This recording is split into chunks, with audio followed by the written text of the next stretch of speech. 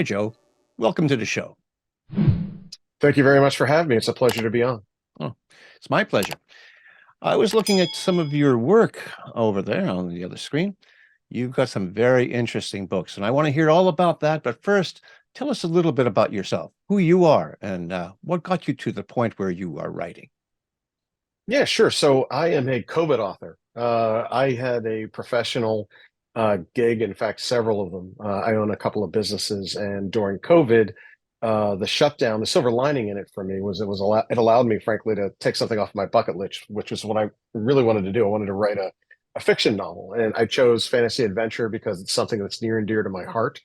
I fell in love with fantasy adventure when I was in the fourth grade. I had a teacher take a medical sabbatical, and our substitute at the end of the school year somehow got permission from the principal of the school to read us The Hobbit and part of the Lord of the Rings, and I just fell in love with it after that. And as I grew up, my uncle was like a second father to me. He had been paralyzed in the war, and my mother was his nurse. And there were very limited things that he could do, but one of the things he could do was write. He was able to type along with his keyboard, and I sat next to him, idolizing him as something that I knew I always wanted to do. And the other thing that he could do, and this was a form of escapism for him, was playing Dungeons and Dragons. So that fit really right into my line of thinking and what I do. And so I used not only that experience and want as a kid, I was able to now turn that into something that became a second profession for me, along the lines of something that I shared with my uncle. So, for me, I couldn't ask for more, and that's really how this thing got started a few years back. I talked to so many authors who wrote books in 2020. I'm one of them. And so tell us about your first book. Yeah, so the first book is called The Last Keeper. It's the first of a four-book series in the Warminster saga. And The Last Keeper is really sort of a classic chosen one meets false prophet kind of trope. There's a young man named Damus Alaric who has this power of prophetic visions that is granted him by his god. And he, unlike any of the others that are in his sect, more powerful those that are in his sect, are unable to see the return of this fallen keeper, this man named Grey Taurus the Mad. And it's really those dreams, those prophetic nightmares that he has that start to catapult these two together in book one that will eventually wind itself up in book four with an epic ending. But it's really the realm of Warminster is my form of Middle Earth.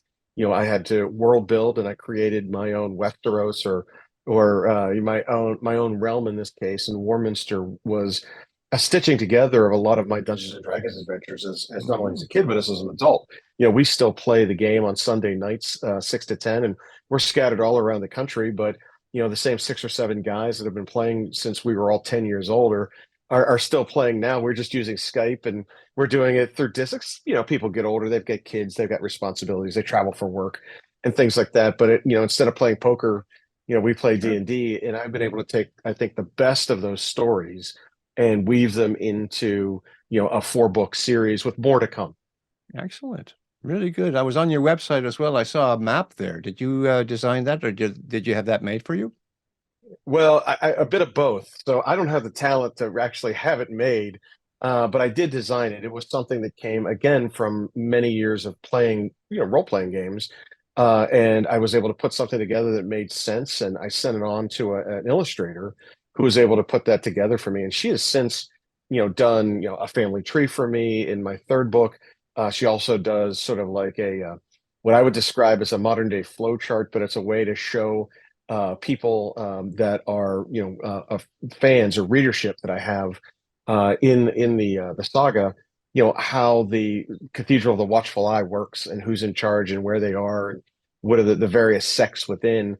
And I was getting a lot of questions about that from my readership, so I listened to them, right? And so a lot of folks asked for a map, which I provided. I provided the family tree so that we're having that in book two, and in this book three we're going to have a bit of glossary of terms and names, which I think is synonymous with epic fantasy. It's something that I Yeah. expect that I'd need to do eventually, and I think now is the time to do it. And we're also adding this flowchart. It's also called a compendium, if I'm not mistaken. I saw that word. I actually did one of those. You call it glossary. I guess it's the same sort of idea. I would liken it to what Tolkien has done Yeah. in my own way, where he created his own compendium of not just the various houses that existed, or what Martin does with Game of Thrones, or other fantasy authors do. It's a way for those that aren't living this in their head like I am to kind of follow along and use it as a guide, something to go back to and reference when they need to. And I've had a number of folks ask me for that over the last couple of years. And in book one, it was hard to do because there was a lot to offer, and I thought the map was the right way to go. But by book three, clearly, this is a lot of epic fantasy fans like that kind of content, and to be able to provide that to them, I think, is a extra added bonus. And so it'll eventually appear on my website when we launch it, and then folks can reference it there as well. Yeah, yeah, I agree. Again, because I'm a fantasy writer as well, and I had to draw my own map just so I knew what I was talking about, and I knew the distances between places, and so I knew where I was going and how Yeah. long I was going to get there, and all kind of stuff. And I really want to translate that ultimately to my readers. Your map appears in your book in what way? It must be a small map, or is it a big book? How does that work? Well, sure. So what we did was we spanned it over 2 pages, right? So the first page was the western part of the realm. The second page was the eastern part of the realm. But if you knitted them together, you would see the entire map, which is available on, the website. People can go there and see it in whole. And then for the second book, because we were focusing on very specific area of the realm, very similar to what you just described, as a way for you as the author and your readership to keep track. We did a bit of a close up on the baronies that were involved in the conflicts, and so you can see not only what was sort of the 30,000 foot bird's eye view, but now you're getting a much more close up view, and you can see some of the cities and even some of the old battlefields and stuff like that, historical markers, which I thought was added a little bit of a twist, a real nice way to kind of give that back to my readership. Of course, yeah. In terms of the fantasy, what you say is an epic fantasy? Is there violence in there, sex? What kind of stuff goes on? Yeah, I would if I were using movie terminology, I would rank it as a PG-13. It's like a Star Wars, Indiana Jones, Lord of the Rings kind of stuff. Sure, there's violence, there's a lot of battles, there is romance, but it wouldn't be something that you would be afraid to give your children. An advanced YA reader, a young adult reader at 13, 14 would get this, and there are a variety of things that challenge various aspects of societies that are in there too, which I think is good for young readers to learn. But I would say that it's PG-13, and if I were to kind of put it out there, I mean, I think that the Game of Thrones type might be a little bit more NC-17. Mine's a little cleaner. I wanted it to be available to as many people as possible, and the broader audience, the Yeah, better. And you can get away with a lot with PG-13, but you're not going to run into a lot of vulgarity or profanity. right. There's a little bit, just enough to keep it real, Yeah. but ultimately, it's fairly clean. Hmm. Yeah. Sounds good. That's kind of like what I do as well. But I don't mind if something has violence or sex in it. It's just, yeah, that's really good. So yeah, like you say, it's a broader range. You got a larger audience. Do you have a message with your stories? I think there's themes more than messages, right? And the way I would describe that is, I think good novels, whether they are fantasy, sci-fi, or historical fiction or whatever, have a tendency to have threads within them that we can identify with, right? So the theme of struggle appears in many different ways in my novel. Sometimes that struggle is, nation versus nation, or enemy versus enemy. In other cases, it's unrequited love or forbidden love, as part of the several of the romances that are part of this.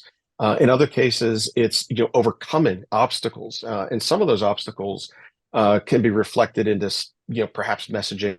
I use a terminology in my novels called trollborn, and it's a derogatory term, meant to be cast aspersions of those that are of mixed race or blood. Hmm. And so, unless you're pure human or elven or some other race, any mixed race is just generically called trollborn. Mm. And maybe that's a little bit like Muggle for Harry Potter and the readers of J.K. Rowling's, but it also goes to the heart of one of the struggles for one of the main characters in the novel, Sir Ritter of Vulcaneer, who's both half human and half raven elf. And as a result, isn't liked by either side, and is a bit of an outcast. But he's forced into this role of duty, serving this human kingdom on the border of this elven kingdom, to the benefit of both of these kingdoms. And he turns out to be one of the unsung heroes of the novel. And it's will people accept him for what he is? And he's part of that forbidden romance. There's a Vermilion elf, this woman that's part of the highest caste of elves, who's also a main character, and she starts to fall in love with him for his character, who he is, and not what his racial status might be. So, getting back to your earlier question, I mean, there are things in there that challenge some of that, question some of that, but I would define it more as thematic as opposed to messaging. Now, how does book one leave off and book two pick up? Is there a time jump, or does it just continue on? It's almost an immediate continuance, and the reason for that is I kind of leave book one in a bit of a cliffhanger, and so I want people to pick up right where that left off and throw them right back into the scene. I drop them right back in so they can pick up the tension where book one leaves off, and where I think The Last Keeper bleeds into Voradin's Lair is a perfect way to jumpstart a second novel. I mean, I look at that as sort of a very necessary, almost my Empire Strikes Back, to use a Star Wars term, that will bridge us to the last two books, which are the very epic endings of a high fantasy meets dark fantasy. So these are linear stories. Do you ever jump back? Do you plan on doing, say, a prequel to show how things got there? Is that something in the works? Yeah, no, that's a great question. So one of the things we've discovered is, my readership is not shy. And they've told me over the last couple of years what they like and what they don't like, including some of the main characters. And so what the plan is when we get done with the Warminster saga, the presumption is we're going to do another 3 or 4 book series beyond that, which will be a continuance.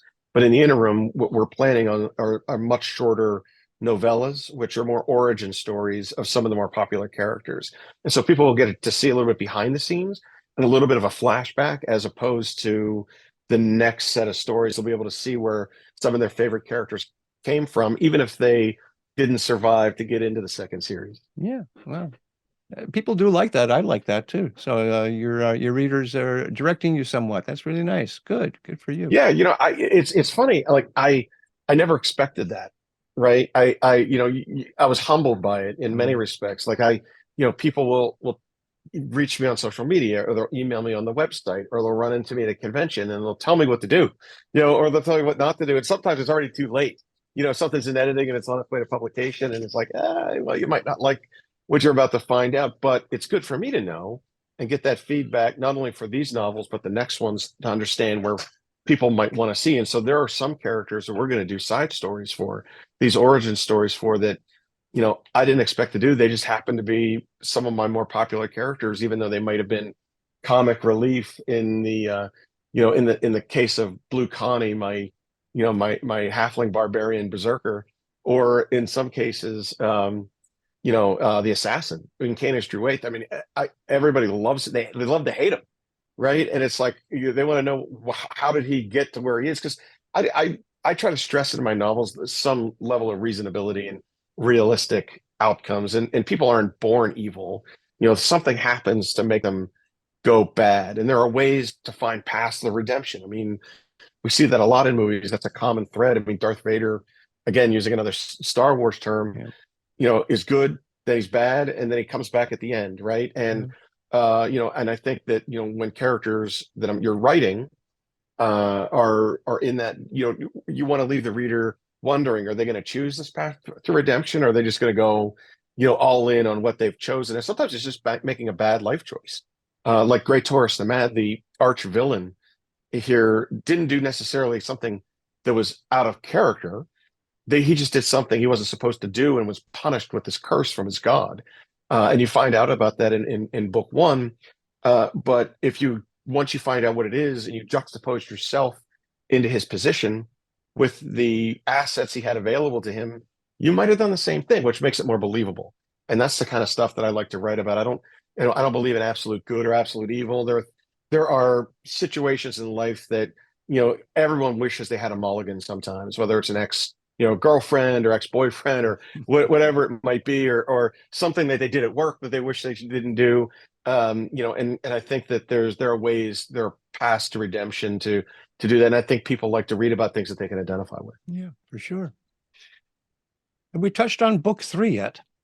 Book 3, again, like you asked at the end of book 1, where does book 2 jump off? Is there any time lapse? And there isn't.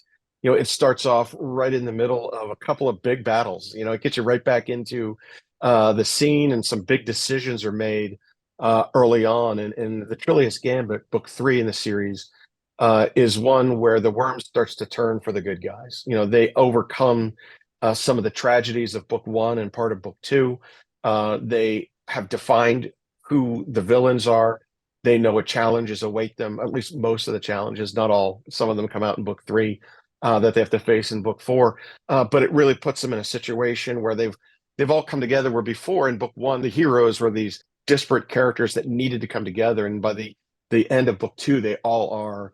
In book 3, they're working in harmony together toward the end in book 4, which will come out later this year. This may sound like a strange question, but what is everybody All right. fighting about? Well, it depends on which character you're talking about. In Damos's case, it's the return of this fallen keeper, someone who's seeking revenge on his sect, and he needs to stop that from happening. And what's really going on in the background is their god, who is, I use the term ancient. The ancients are my word for gods, or pantheon of gods. His ancient is the god of knowledge, and this knowledge is bestowed upon his sect through a variety of visions. And sometimes that comes in the form of dreams, like Damus has, like a sort of like a modern day Edgar Casey. Other times it comes in the form of looking into a mirror or a crystal ball, or reading bones, or rolling dice, or tarot cards.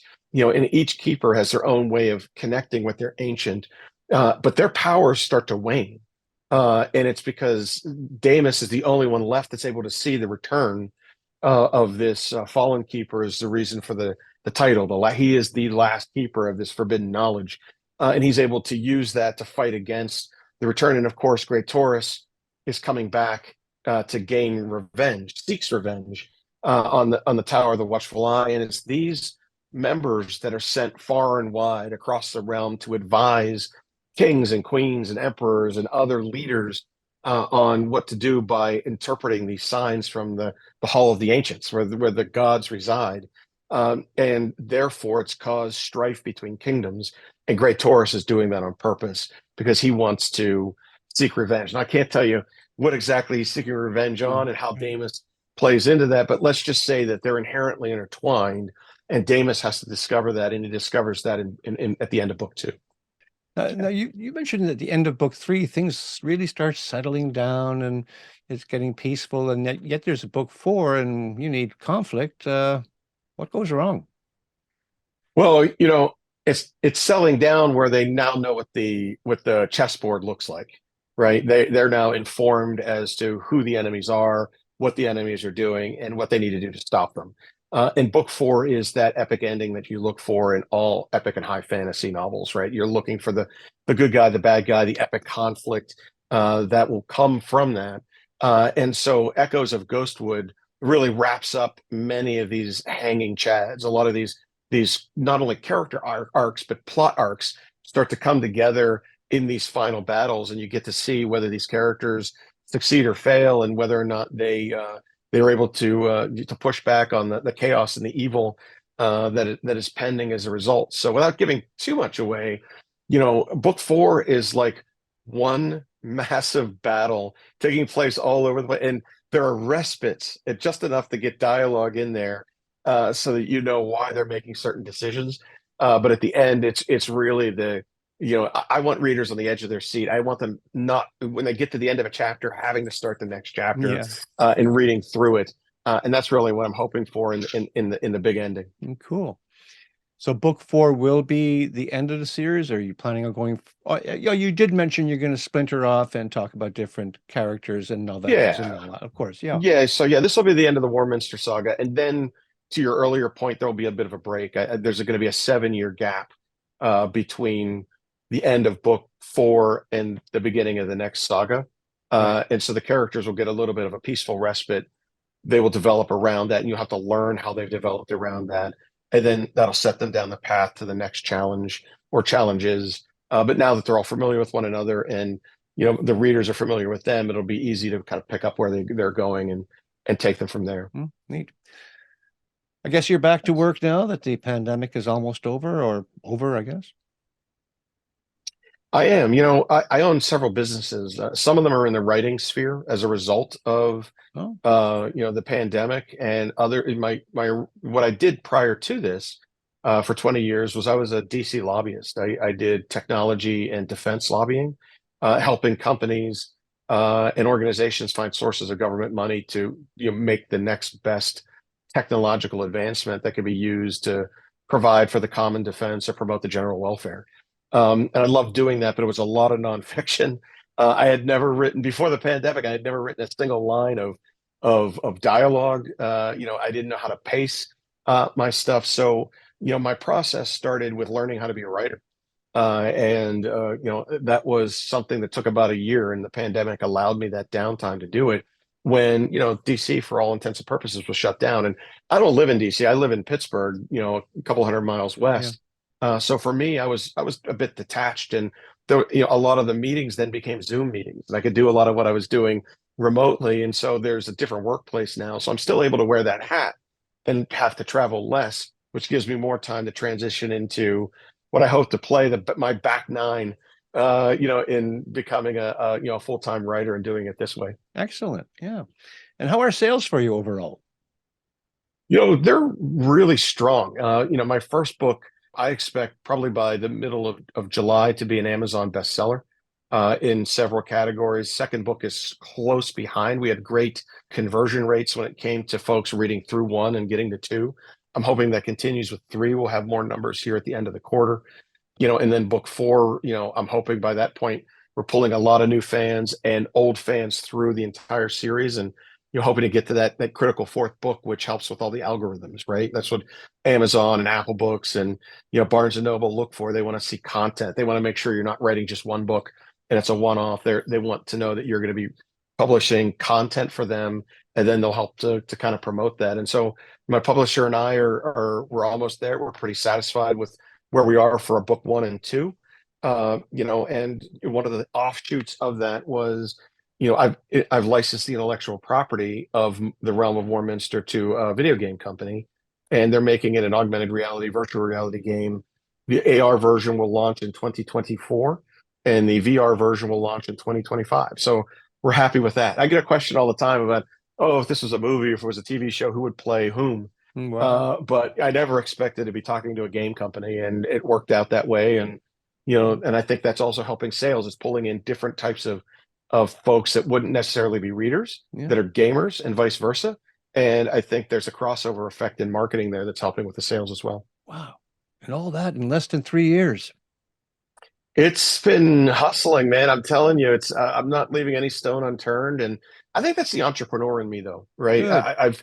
I've been an entrepreneur since I was 28. I love owning my own businesses. I love being my own boss and controlling my own destiny. And I think that in many respects, hustling out here like I do allows me to find opportunities that maybe others that are doing this part-time, right? They've got Excellent. a full-time gig and they can't dedicate the time to do that. Where I can, look, I'm doing this at night, my time. I've got two other interviews later on the night, and it's just what you get out of it, what you put into it, right? For And so sure. I'm just, Yeah. yeah, I enjoy kind of leaning in and see where that takes me, and sometimes that provides new opportunities. Yeah. Well, hustling is a transferable skill by the looks of it. It is, and I also think there are a lot of folks out there that, look at this and just say, hey, this is art. I'm going to put it out there. I'm not trying to even sell a book. I just hope people enjoy it. I want to share this with the world. Nothing wrong with that. I look at it as, hey, this is not only my art, but I've turned it into my business. And so I am for the first time, I am the brand and my books are my product. And so for me, I've got to be out there helping them sell and finding exposure. So when I said I'd leave no stone unturned, I don't. This weekend I was at a library doing a book signing. 3 weeks ago I was at a convention in Richmond, Virginia. I'm going to another one in Raleigh in July. I go to bookstores and do signings. I do podcasts, radio interviews, anywhere I can get exposure. It's Wow. social media, all that kind of stuff. I try my best to move my product. Well, good for you. I love to see someone doing what you're doing. Very passionate and business oriented Thank you, at the sir. same time. That's a good combination. I'm sure that you will succeed. Actually, I try. Yeah. Thank you. This has been a very exciting interview. I'm going to really look forward to editing it and paying closer attention to everything you said. Well, look, I appreciate the opportunity, and this is something that is helpful for me. You've asked a couple of questions I don't often get asked, and gone down a few paths that way, and I'm able to talk about this stuff. And iron sharpens iron, and makes me a better interview. I'm grateful for the time you've given me this evening. Oh, you're welcome. And all the authors who I interview make me a better interviewer. We're all helping each Fair other. enough. All Fair right. enough. Yeah, Well, thank you for your time, Joe. And been a pleasure, sir. I wish you all the success. Thank you. Take care.